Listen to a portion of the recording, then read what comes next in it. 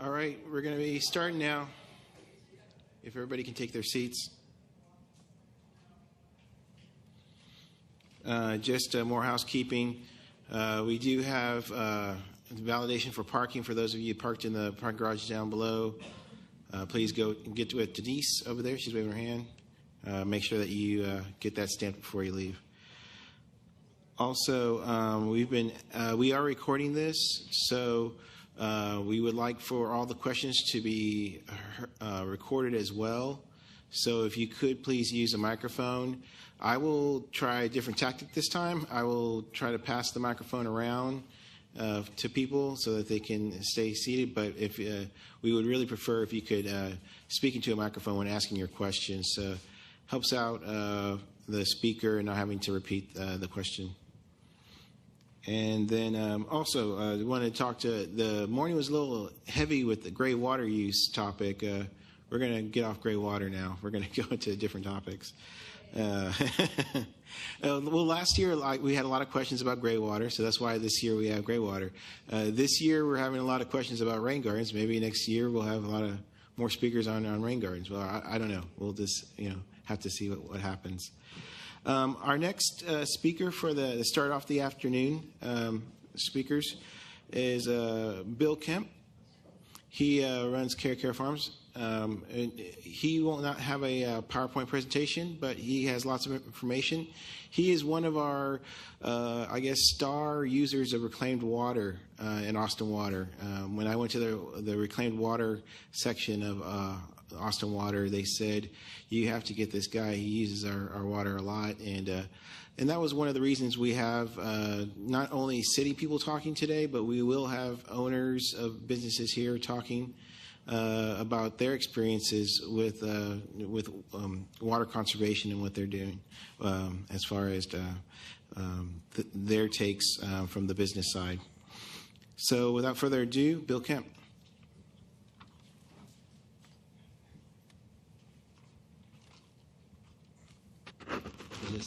This is it? Okay. Hi, I'm Bill Kemp. My wife, Beverly, and partner in crime is right down the blonde and white. And we do run and manage Caracara Farm. For those that you might not know, Caracara is a Mexican eagle, like flying sticks out there. We have a lot of them. Our farm is east of Austin towards Weberville. We started it in about 2001. We planted our first olive trees. But first I have to tell you a little story. This is about reclaimed water and how we use it. And reclaimed water, according to my precocious 3-year-old granddaughter Quinn, is called pee-pee water. So, and Papa drives the pee-pee water truck. So let's just get that out of the way. But Beverly and I started the farm in 2001. We planted our first olive tree in September. Since then, it's grown to over 1,000 olive trees that we have. It took me quite a bit of convincing for the Travis County Appraisal District at the time that olives could be a cash crop here in Central Texas. Sometimes they are, like any farming enterprise, though. Sometimes they are and sometimes they aren't. This year, our best year we've had olive crop is 2012, right before the drought, which brings us to another topic, drought and why we have to use City of Austin's reclaimed water. It was terrible. I mean, I remember the day when the Bastrop fire started. Like I said, we live in Weberville, but close to Weberville, but we don't live down in the bottoms. If we did, we could just punch a hole in the ground and we'd have water at about 50 feet. We live back up on the hillside, what they call the post oaks. And if we drill down on our property, all we're going to hit is gray Colorado clay. We do have a stock tank that's about a 3-acre stock tank, but by mid part of 2011, it was just about bone dry. We had olives on the trees that year, but they were starting to shrivel up. Even olives will even a hardy tree, hardy plant like olive, they are hardy. They can tolerate a lot of heat. They can tolerate a lot of dry weather. But to produce the kind of olives that you need to make the oil, which we do, olive oil, they have to have a certain amount of water content in them. So I didn't know quite what to do. Our tank was dry, so I called a couple of water haulers. Most of those guys live over way in western Travis County. Very expensive, but we did. That year we had to haul in water that tank trucks that I suppose they use that water to fill swimming pools out there and just put it on our trees. And then my neighbor one day said, you know, you ought to contact the city of Austin about their reclaimed water. And I had no idea what it was. So I did, and found out that there is a pumping station not too far from where we live, off of 973 Hornsby Bend, where you can just pay a little bit for a whole lot of water and key your code in the box, pull underneath the hose that comes down, and fill up your tank. Well, to begin with, I didn't really have a good way to haul the water. I had a dump trailer and not much else, so I went to Tractor Supply and bought a 1,000-gallon, one of those big, long, white 1,000-gallon plastic water tanks, put in the back of the dump trailer, strapped it down, and headed off for Hornsby Bend. Unfortunately, when I pulled under the hose the very first time, the hose and the top of the tank, of the hole for the tank was about that far. It didn't go down into the tank, so I had to get out and kind of direct the water right into the tank. And let me tell you, that water comes out of that hose with a lot of pressure. I don't know how many gallons per minute, maybe 400 or 500, no, not that much, maybe 200 or 300 gallons per minute. And if you get a little bit off on the hose in the center of the tank and hit the side, you're going to take a bath in pee-pee water, which I've done several times, and I'm here to tell you that it didn't hurt me a bit. And when I say a bath, I mean a total soaking bath, just covered in this water. It doesn't smell too bad. It has a certain odor to it, but it's not unpleasant. It's not unpleasant. I made sure I didn't get any in my mouth and my ears and all that. So after about a year of doing that, and then, by the way, I finally learned, I got an extension. I got a piece of PVC pipe that when I got down there with my tank and my trailer, I could stick the PVC pipe up on the hose and down into the tank, and then I didn't have to hold the hose. So after about a year of that, Bev and I decided, well, you know, let's invest in something that's going to really get the water. So we bought a water tank truck, 2,000-gallon water tanker truck. I found one used on Craigslist, where else? And now, of course, when I pull under the hose goes down into the tank, press the buttons, 15 minutes later, I've got 2,000 gallons of water, of which now that I can haul back, if you see these rows, by the way, we planted our trees. When we first started planting trees in 2001, we planted what they call row crop olive grove. In other words, all the trees were planted 7 to 8 feet apart, and the rows are about 10 or 12 feet apart. So what I do now is I can just drive alongside of that row of trees, and out the side of my tanker truck, I can push all this reclaimed water, and it's done a very good job, I have to admit. Last year, we must have hauled 40,000 gallons of water from the reclaim system down there. It's helped the trees. The new trees that we plant, we're constantly planting new trees. We don't plant in rows anymore. We ran out of room to do that. So now the trees that we plant, we separate them by about 20 feet. And so what I do is I just drive along the side, get next to a tree, hit the button. I can water each tree. It probably takes me about 2 or 3 days to water the whole orchard. That's going back and forth. This year, fortunately, the stock tank has a lot of water, which, by the way, the big difference between May and July. How about that? May, we're out there screaming and hollering, no more rain, and now, you know, where is it? But the watering we've done now is mainly to help the younger trees. The older, mature trees probably wouldn't need any rain for about another month or so. We have olives on the trees, not a whole lot. What happened was, come to find out this year, with all the rain that we had early this spring, we had tons and tons of little white tiny blossoms on those trees.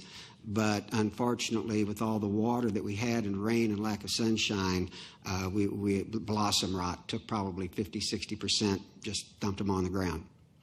So it's been a very enlightening experience. I appreciate, you know, that the fact that that the water supply is down there. Without it, I really don't know what we would have done to keep those trees alive, or especially the young ones, or to keep the olives going.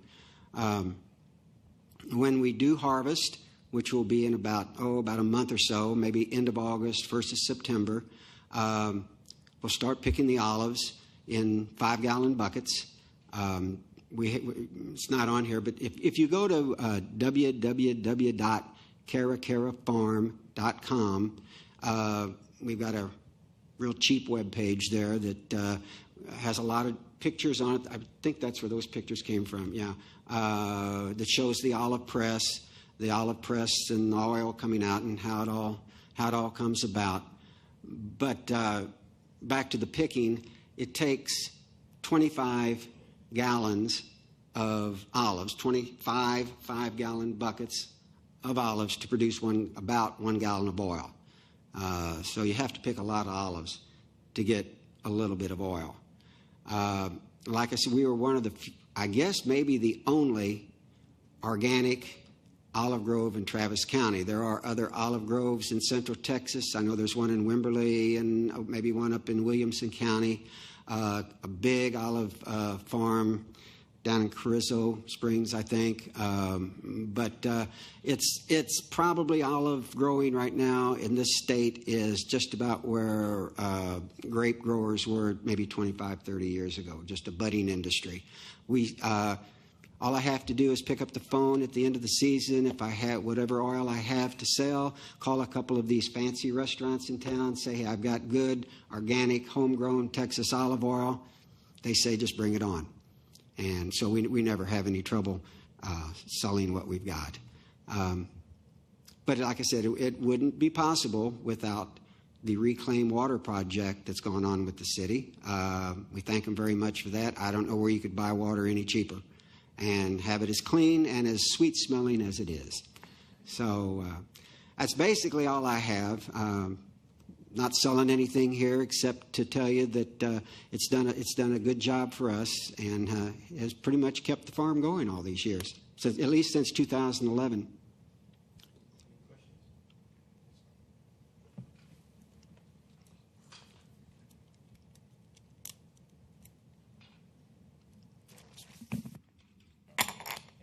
Need a battery. Did you do any like pH tests or anything on the water? And, On the water?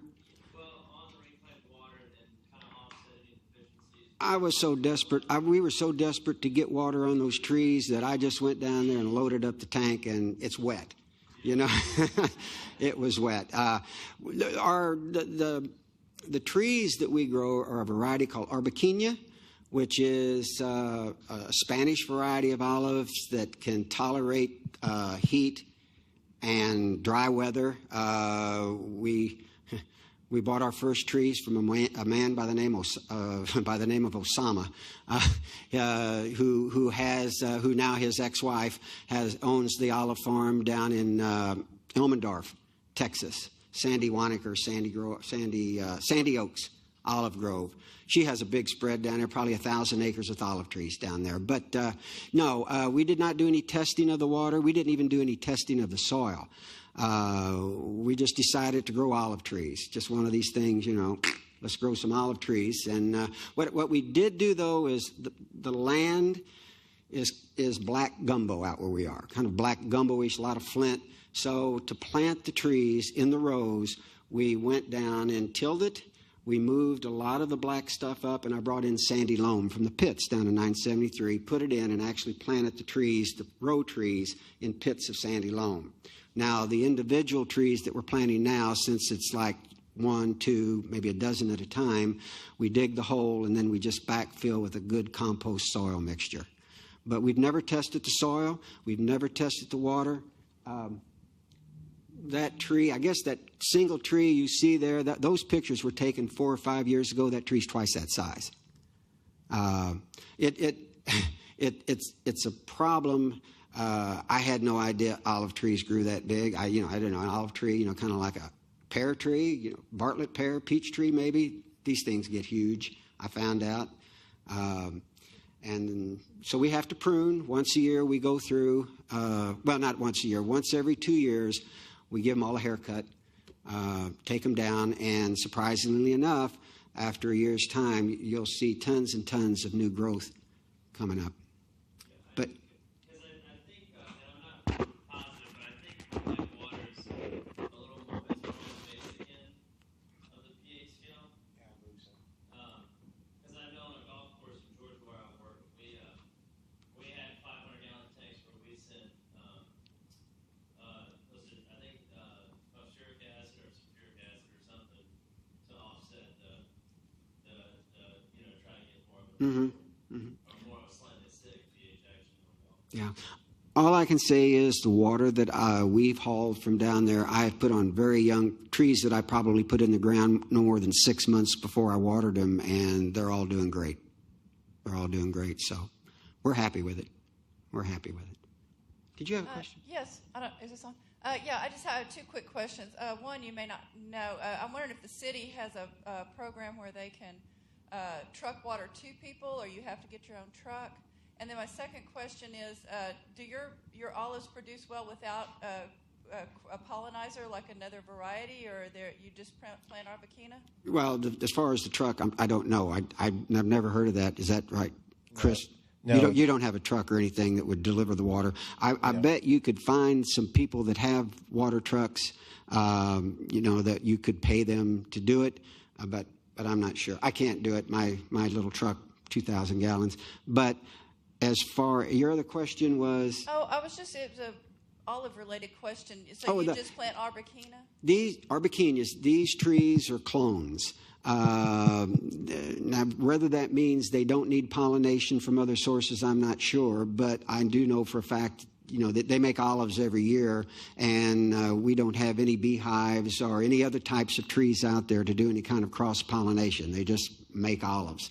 But they're all clones. You can't take the seed from one of these trees and grow another olive tree. You can. I've never been successful. I've tried it several times. I've never been successful. Maybe I just don't have that much of a green thumb. But supposedly you can take cuttings from the trees at certain points in time, and if you have the right combination and skill, you could grow trees that way, off these trees. How many pounds of olives does one tree produce? And did you notice an increase in production when you started using the reclaimed water? There's been times back in 2012, and some of the bigger trees, we were getting 25, 35, maybe 40 gallons. We go by gallons because we put them 35, 40 off of one tree. So if it's a good year and they're really producing a lot, the olives that these trees produce are not exceedingly large. They're just about the size of your tip of your little finger. So it takes a lot of them to make that oil, which is a process in itself. You pick the olives. We bring them into the press room. We wash them. We make sure that there are definitely no stones or any hard material with them. We have a washer and a conveyor belt, and once they go through that washer and up that conveyor belt, they're dumped into the top of the press. And when they're dumped into the top of the press, they go through a grinder, which grinds the olives up into like a paste. And that paste drops down into like a centrifuge that, it's not. It's like a great big mixer with a paddle in it, constantly turning that paste. And then from there, it goes into a centrifuge which spins and separates all of the water and the glop that's gone in there from the oil. All that stuff comes out on one end, and then the oil, drip by drip, comes out through another hole.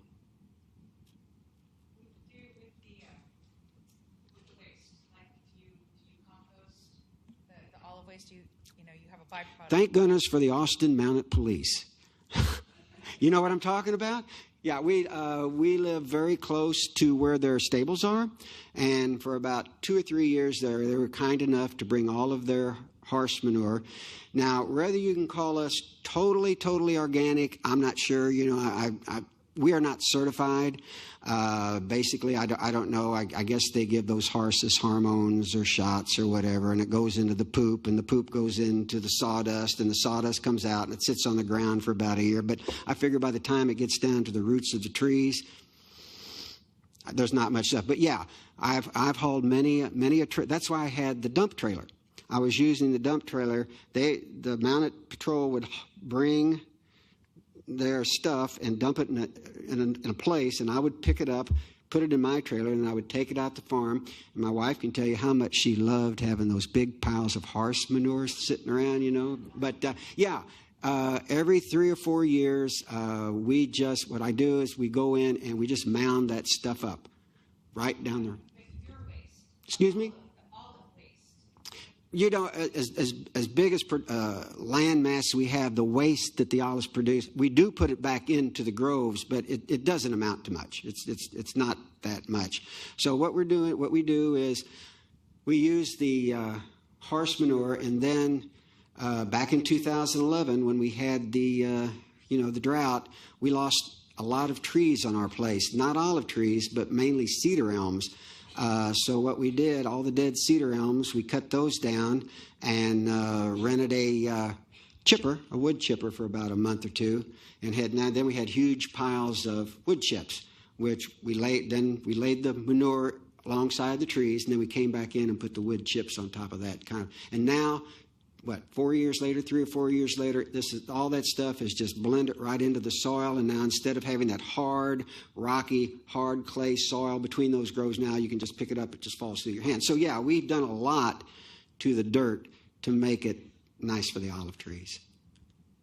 So, Are olives a crop that there's a lot of variation, like grapes, where you might have a good yes. Oh, you mean variations in seasons or variations in varieties? flavor? In flavor, yes. And it depends on how much sunlight they get, how much water they get. I was really surprised the very first year that we processed the oil. I called the guy out in California, Brute Manufacturing, that we bought, and the press. All olive presses are made in Italy. You can't buy unless you can buy some very small hobby olive presses here in this country, but if you want the size press that you need for trees like this, they come from Italy. They're usually shipped to California to these places out there that sell them to the growers out there. But we brought the press in, and we were processing the olives and the oil, and I looked at that. When that oil came out into that glass jar, it was iridescent green. And I thought, now, wait a minute. So I called the guy. I said, what, going on here? I said, the oil, I was used to seeing in the store, kind of a yellowish type of oil, which would get us into another subject if you want to talk about it, just how much olive oil you buy in the store has been diluted with other oil products comes from overseas. But I guess that's another story. It was green. It was really iridescent green. But after it set for about 30 days in a climate control room that we have it has to be kept around 70 degrees, 65, 70 degrees, it started to turn that mellow type of golden oil color that you're used to seeing in the jars. And the taste, every year when we process the oil, it has just a little bit different taste. Sometimes it's a little more flavorful. Sometimes it's a little more bland. It just depends on the season. Okay. Thank you. Is that it? Okay. Yeah, I think that's it. Any other questions? All right. All right. Well, thank you very much.